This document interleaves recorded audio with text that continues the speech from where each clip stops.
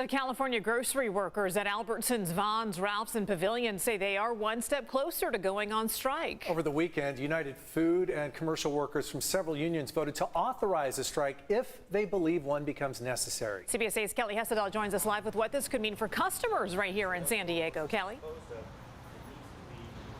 Yeah, and grocery store workers are already making plans to get their picket signs ready. Now, should a strike happen, it could happen as early as Easter, possibly even sooner. Now, for those of you out there who may be wondering, would all of this drive up the cost of food? Here's what one UC San Diego professor told me. Take a listen. Would the effects show up in prices of goods and services? I doubt it.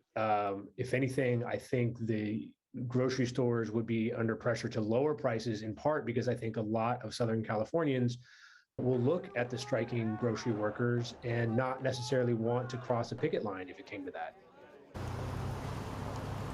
And that was Professor John Alquist of the School of Global Policy. And yes, he believes the cost of things like eggs or meat potentially could go down if there was a strike, because he says companies like Albertsons, Ralph's, and Vons may try and give people more of a reason to cross the picket line and shop there instead of going to other stores like Trader Joe's, Sprouts, or Whole Foods.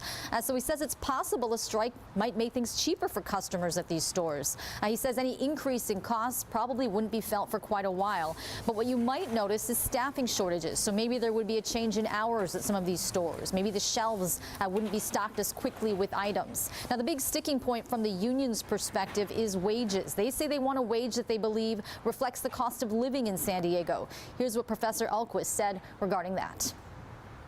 The time since you've seen a lot of heavy wage increases in the retail sector generally, it's been quite a while. And same thing in the hospitality sector. And so this is a time where workers feel like they have leverage. They feel like they haven't gotten much in the last several years, perhaps since the financial crisis, and they feel like they've earned it.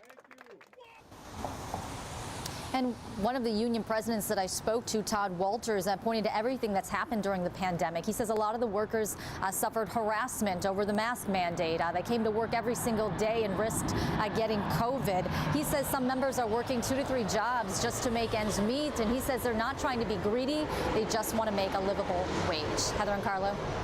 So, Kelly, we're hearing from unions, we're hearing from some of the workers and people analyzing the situation. What are the companies saying right now, and what's next on the timeline here?